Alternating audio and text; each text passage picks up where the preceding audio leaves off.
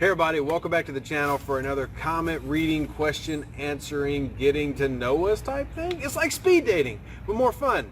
Except you don't get to go home with us. Could, I guess.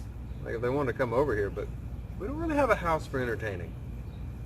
Sure we do. We do? Since when? Since when do you want to entertain What's people? wrong with our house? You literally last video complained about the color. No one cares that our house is blue. It's blue. Like this blue. Not quite. It's pretty blue. You chose that color. No, I didn't.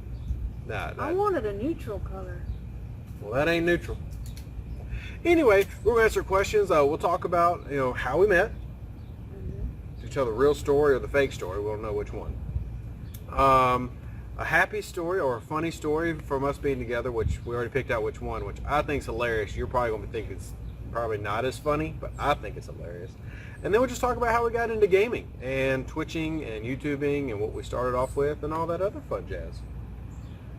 Right? Right. So. What about the show off Awesome Possum? Yeah. It came here really early, like it got here quick. Her Awesome Possum hoodie is here. That I think she's going to wear forever. Love it. And never take it off. So she's going to wear it to Walmart and get hit on. And then be like, hey, you're an Awesome Possum. So how did we meet? We met on a hookup website. Yeah, before Tinder, there was, I don't even remember what it was called. Datehookup.com. Datehookup.com, like the most legit, like you go there, there's success stories on the wall, for sure. I didn't remember where it was. She messaged me. Yeah. I've always been a catch. I thought he was hot because he was a preacher. It works for some people, apparently. It did at the time. And so I hit him up and we talked. That was the day before I turned 18. He was 20. Just talked. Just talked. Okay. So then we met at Books A Million. Apparently I was showing too much cleavage and you almost didn't call me back. I mean, you were kind of like thoughting it up. You were Tatiana there. Like you were wearing this baggy top with no neckline. It's just, like a little strap that just went over. It's called a halter top. Okay, whatever it's called. I was in this really weird prudish stage of my life, like super conservative, super like, oh my God, you showed me your kneecap. So, yeah, I know, shocker to all of those that know me now. 10 years ago, though, very different person. Not necessarily like better or worse, but like some of the things I looked for was different. So, anyway, we,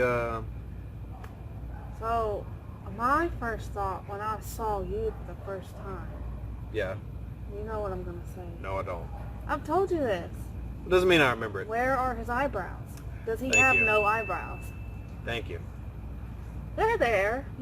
They're the same color as your skin, so you can't see. Yeah, you're going to suffer the same fate. Sorry. Yeah, didn't know that she was going to say that, by the way. I've told you that. I thought you were going to comment like on the shirt I was wearing. We still have the shirt we were wearing. We do still have the shirt we were wearing. That 10 years, that's a long time to have that shirt. Very long. So we went on a couple dates. I think it was only like after the second date that I asked you to be like my girlfriend. Like I don't remember that. very quickly. Like I wanted to be like steady. I don't remember. Thank you. Great times. Since then, though, we've done a lot, actually. Traveled a few different countries. Had lots of vacations. Waited to have kids. Good decision, by the way, out there, youngins. Wait to have kids. We had a rat infestation. We did. That's quite the story to bring up. What? You don't want to talk about Michael Phelps? Michael Phelps was not a part of the rat. He was the start of the rat infestation. I think because we saved his life, he brought his friends home. We got home from church one Wednesday night. There was a rat swimming in the toilet. right there in the bottom, just like, hey, which let out a death-curling scream as if there was a gunman in the bathroom ready to blow her brains out. Turns out, just a rat stuck in the toilet. But... Well, he couldn't get out. I felt bad for the poor guy. We did. But we did get him out. We got some of those big kitchen tongs, so just grabbed him. I grabbed him. You wouldn't touch the poor guy. Well, we'll move on to the next part of the story, but we put him in a box and took him to the bayou. Yeah. And Bayou Desert is where Michael Phelps, I don't know if he still lives there. Probably not. Probably dead. that was at least 7 years ago. Yeah. 6 years, 5. Years ago. Yeah, it's and then how much later was it that we had? It was in 2016 when we flooded. After the floods, all the rats came in the house. Yeah, so we had I don't know where we live. We live within walking distance, and when I say walking distance, a few miles. I mean, if you can't walk a few miles, you probably need better cardiovascular health. But like, we got the Watchdog River, Bayou Desert, Black Bayou. The bayou is less than a mile away. Yeah, the Bayou Desert You is... can walk to that in 10 minutes. Yeah, it's very close. So, but we got the Watchdogs River, Black Bayou, Bayou Desert, all within a 30-minute walk. All of them. So a lot of water everywhere. A lot of water. So there were these huge floods. So all the animals and like the possums, the raccoons, the rats, all came inland into the city, and they all decided to live in our house apparently. Like all of them. They started out small, and they weren't that ugly, the little mice, but they got bigger and bigger. Yeah, that's what happens when they live somewhere and start eating. What were they eating? Everything in our house. I never noticed like any food. They ate like boxes and stuff. Oh, they were eating things, babe. I don't remember. That was some years ago. But anyway, that led us to our home defense tactics of defending against Some the of rats. them were, I mean, Yeah. some of the tails were at least as long. That's 18 inches. Okay, that's how long they were. No, they weren't. No, yes it was. They were not 18-inch tails. Yes. 18-inch tails. Yes. Even Rougarou's looking at you going, that ain't true, mama. That ain't true. That ain't true, mama. Say, that ain't true. Anyway. So we had to come up with creative ways to kill them. Because for some reason, as a young couple, we didn't figure just call the exterminator. I don't know why we put ourselves through that. How many months did we put up with this? A couple. Yeah, several months. Like we were going to take care of it ourselves. Like we were going to catch them all. Started with the glue traps, but those aren't humane. Don't use those. Yeah, don't use glue traps. I did that one time and I realized. So I actually used some oil and released those mice from the glue traps, and I never used glue traps again. Yeah. And then we tried to like kill them humanely with like a blunt force trauma, but we couldn't keep. It's like for every one you saw, there was 20 you didn't see, and they just kept coming. So when we were in over our heads, we finally called the exterminator. I remember one time we had one cornered in the kitchen, and they used to love to go behind the refrigerator. At the time, we had 2 dogs. We had Nico and Shelby. And they're these, they were Cardigan Welsh Corgis, so they're not that big, but they're herding animals, so they love chasing and biting things. Anyway, one of the rats had scurried to the top of the refrigerator, and we had surrounded it. We had a wall, and it climbed up the back of the refrigerator. Yeah, like and we literally created a wall. Like we took... It could not get out. It was walled in. We had chairs down, everything, so like if it came down, it was going to be stayed in that spot until we got him. So this dude, the most daredevil of all rats, climbed to the top of the fridge and looked at his surroundings and saw 2 dogs, 2 humans, and a wall. And he Leroy Jenkins'd it. Like, he just jumped.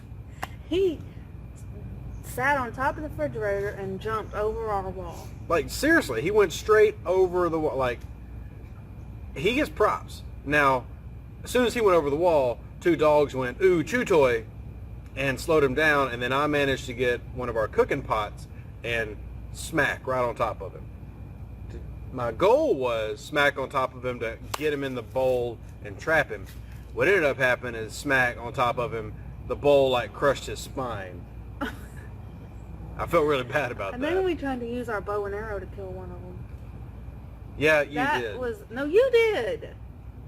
Yeah, I know, but that was a bad idea. Yeah, because those are like practice arrows. They're not even sharp. No, they're sharp. It's just you they're- can't really hit a rat that's moving in a box. Well, you did, and it didn't die. And then you had it there screaming, and I was crying because It the was poor we rat were was too screaming close. in agony. And so I'm like, just kill it. Just get a brick and kill it, man. Yeah, then we got to a point where when we would catch them, we were just like taking really heavy objects and dropping them down on them. Yeah, we have a 25-pound weight, and we would just crush its skull in. And that was the most effective, quick method. Yeah, it was humane. You know, they didn't suffer. They died instantly. But about that point, we were like, we're just going to call an exterminator. And the craziest thing happened is after we called the exterminator, it worked. Like... Okay, but let's not forget. One day I woke up, there was a rat in my nightstand. Yes. I think that was your final straw moment. That was the day that I was like, okay, it's time. Yeah, that was like, this is too far. Like I opened the drawer, and there was a rat. Just chilling. They mostly stayed in the attic, or like the kitchen area. You could hear them running around in the attic. But they would venture out into the bedrooms, and that was the day I'd had enough. And we were going to have kids and everything, and like, we didn't... Were you pregnant at the time? Because you got pregnant when Stranger Things came out. The first time you got pregnant with Stranger Things. Well, let's not go into the stories of our conceptions. I'm just saying, that's what that's the time frame of when it happened. That was about the same time. So... Yeah, I was pregnant because I dissected that rat. And I was like, well, should I be dissecting this rat that's got poison in it while I'm pregnant? Probably not. Probably not. FDA does not recommend.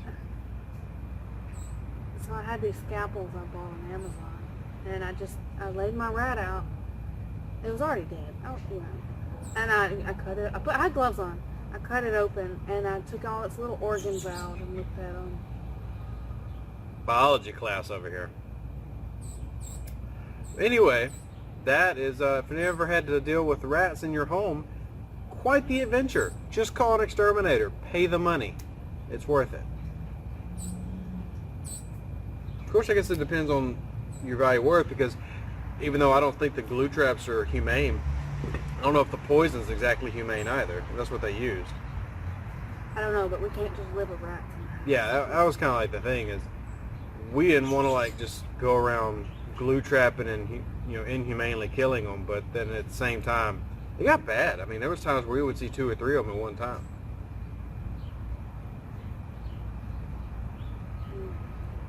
I don't want to ever do that again. Yeah, never.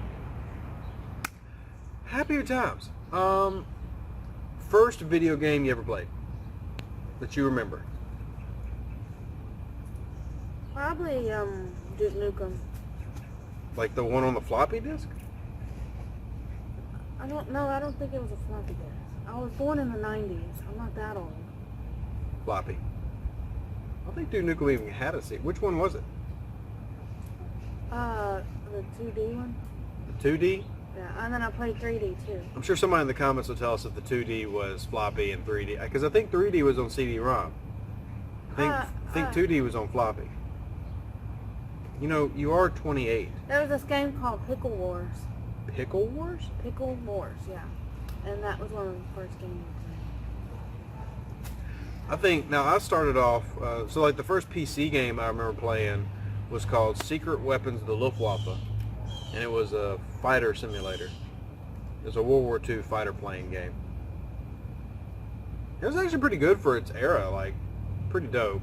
And then I used to play Sonic the Hedgehog, like I had Sega Genesis.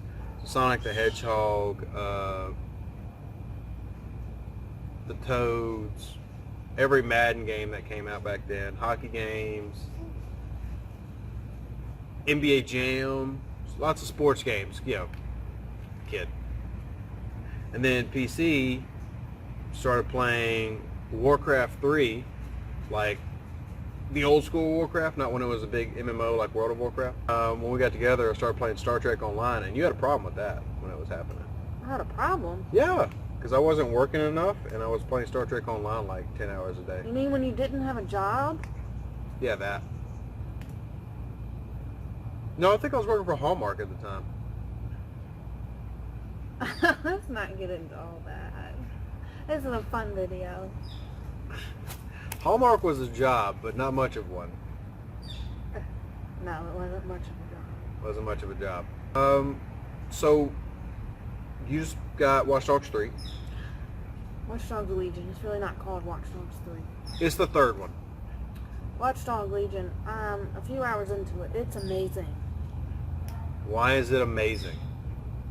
Cause it's the type of game I don't play apocalyptic games. So I feel like most of the games are apocalyptic. Yes, a lot of us in the real world like apocalyptic games. Like a Fallout type game. I don't want to Love it. Ugh.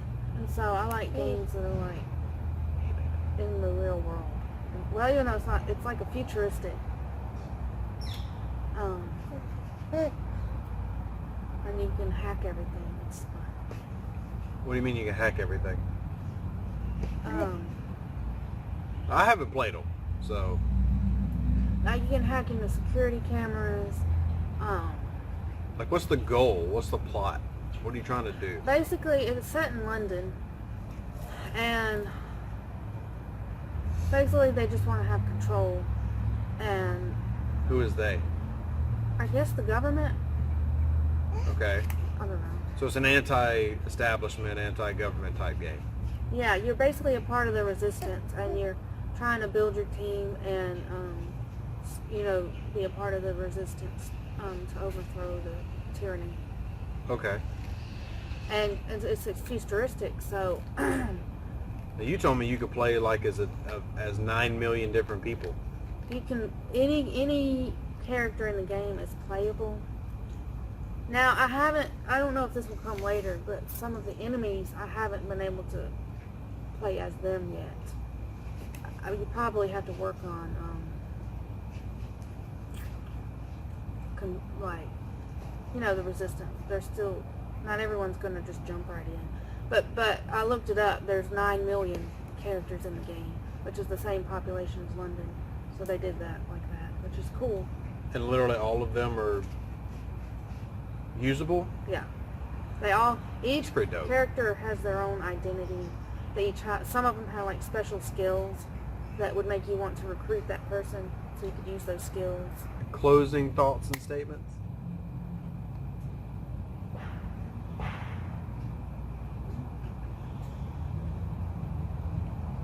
You want to see Rougarou? Sure. Rougarou!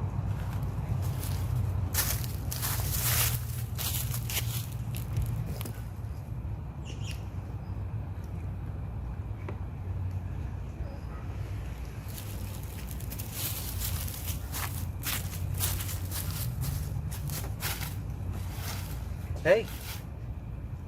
What's up, Rougarou? Hey. The Rougarou's gonna get you. They don't know what a Rougarou is. The Rougarou. Why does she have randomly long hair on the top of her head? Ginger baby. Wow. You want to explain to everybody what a Rougarou is? I think it's like a Cajun werewolf. And they come and eat children. But they can't count to 13. So you put 13 little objects, usually coins, across your doorstep, and it keeps the Rougarou out. Yep. You can't count to 13. Like 13 is like, dang. I was going to eat this baby, but now I'm confused. There's 13 things here. So I tell her the Rougarou's gonna come get her. And apparently her new nickname is Rougarou. Just like saying Rougarou.